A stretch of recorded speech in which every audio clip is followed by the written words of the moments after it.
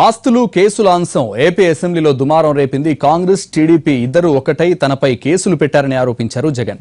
దీనిపై ఘాటుగా స్పందించిన సీఎం చంద్రబాబు అవినీతిపై చర్చకు సిద్ధమా అంటూ సవాల్ విసిరారు. అధ్యక్ష, నా మీద కేసులు ఎప్పుడు పెట్టారు అధ్యక్ష? రాజశేఖర రెడ్డి గారు బతుకున్నంత వరకు రాజశేఖర రెడ్డి గారు మంచోడే. రాజశేఖర రెడ్డి గారు చనిపోయిన తర్వాత జగన్మోహన్ రెడ్డి అనే వ్యక్తి ఎప్పుడైతే కాంగ్రెస్ పార్టీ వదిలిపెట్టి వెళ్ళాడో అప్పుడు నా మీద కేసులు పెట్టింది ఎవరు అధ్యక్ష?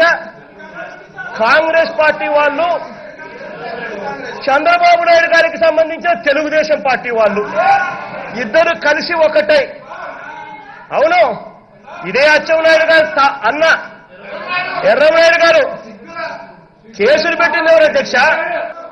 మీరు ఒకటి గుర్తుపెట్టుకోండి, ఈ దేశంలో ప్రపంచంలో ఎవరైనా అవినీతి పనులు ఉంటే మీరు మీ నాయకుడు తప్ప ఇంకొకరు కాదు. ఆ విషయం గుర్తుపెట్టుకోవాలి.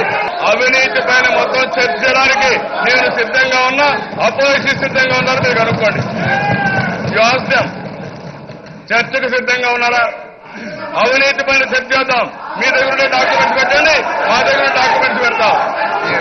ఏం మాట్లాడతారా మీరు?